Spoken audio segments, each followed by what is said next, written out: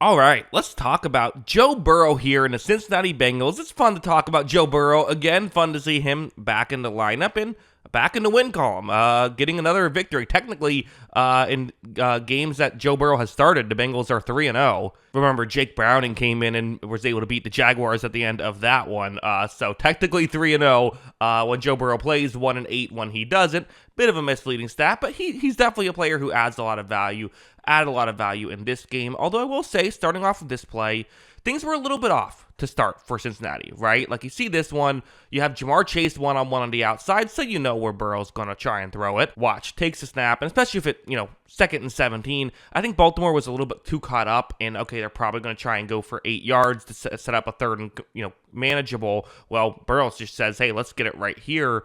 There is a bit of a window, but that throw just a touch too far, ends up falling incomplete as well. So, again, not saying it's a horrible play or anything, but things did just look a little bit off early on. This play, another one to Chase, where you see Chase kind of runs more towards the sideline. Looked like Burrow thought he was going to just stop, but because they're not quite on the same page there, that results in an incomplete pass when it could have been, 5 yards, no big deal. But still, a little bit off here. Right? This next one, which was a big deal. So, Lamar Jackson fumbles inside deep in his own territory, but the Bengals get stopped on their first 3 plays. Ultimately have an opportunity, though, to, on 4th down, Zach Taylor saying, let's keep the offense out there, which makes sense. And you see the concept. The Ravens are going to be playing man coverage, which is what they tend to do in these situations. So the Bengals essentially have a pick play going on. 2 players are going to run more towards the offense's left, and then you have tight end who's going to come back more over the middle. So Burrow takes the snap on this play, and you see right here,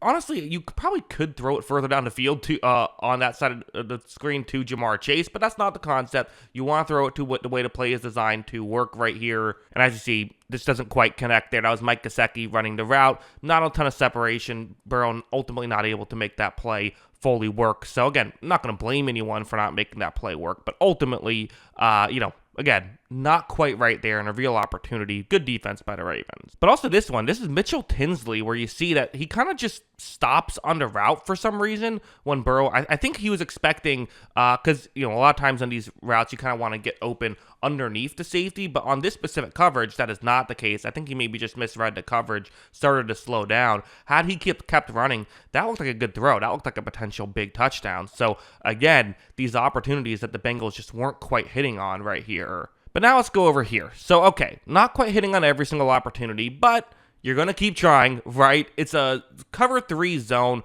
which what that means is single safety deep. Chase is going to be working on the outside. So, again, Burrow is going to look in that direction. Marlon Humphrey is there. Poor Marlon Humphrey. The Ravens often leave those 2 guys one-on-one, and that's just a tough matchup. Burrow is going to take the snap, and you see right here, it's a really good route by Chase. Honestly, Humphrey's battling, though. I mean, I don't look at this and say this is bad coverage whatsoever by Marlon Humphrey. It was a really nice route by Chase, and there still isn't a ton of separation. And this is just the thing is, Joe Flacco would throw it up to Chase, right?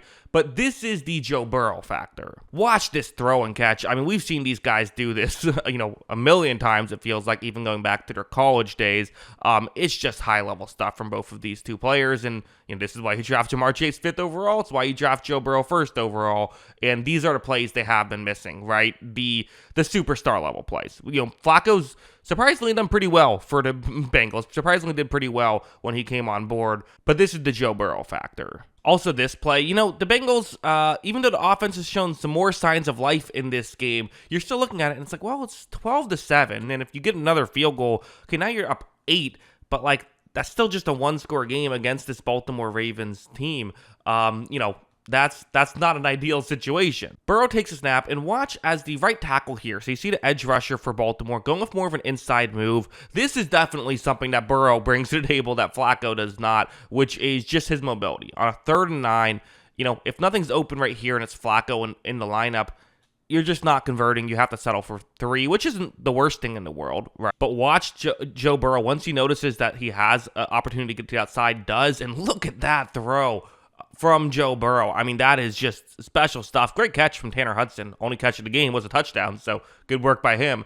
But I mean, yeah, that's the Joe Burrow factor. This is the stuff that he brings to the table. Is not just his arm talent, but the way that he can move, and combined with it, how well he can throw and how accurate he is on the move. It's impressive stuff. Now, moving over to this play, so this is going to be so the Ravens were able to kind of answer. They get a touchdown of their own, so now it's a 5-point lead. So again, get 3 points, you feel okay, but you want the 7 right here.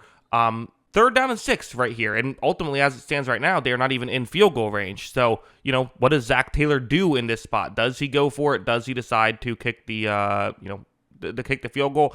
I don't know. Or, excuse me, does he decide to punt right here? Does he kick a long field goal? Probably not the long field goal, given that it's outside and cold, but still. If you're Joe Burrow, don't even put him in that situation. Try and just figure out a way to convert right here. It's going to be man coverage across the board, but Jamar Chase, you'd think he's going to get some extra attention, right? The safety is going to pay attention to him. So what they're going to do is they're just not going to have him run deep. They're instead going to have him run an out route. As a corner, you should be more ready for that. However, even if, Marlon Humphrey on him, even if he's ready for it, it's one thing to be ready for it. It's another thing to stop it. Again, this isn't like wide open. We've seen Jamar Chase get much more open than this over the years, but it's open enough. And this is really all that Joe Burrow needs. As you see, Burrow makes the throw and catch. They're able to pick up the big completion there as well. So again, it's just, these were the important plays. It's a 3rd down and 7. Can you convert? And that, for star quarterbacks, which Joe Burrow is, that's what you are, that's what you're measured on, is can you make the special plays? Can you make the important plays on 3rd downs, right? We know there is talent on this offense, specifically with their receivers, but can you make but the question is when things don't work, when it's tougher. And again, you had Jamar Chase here, it's not like this was throwing to nobody, but still. Also this play, I don't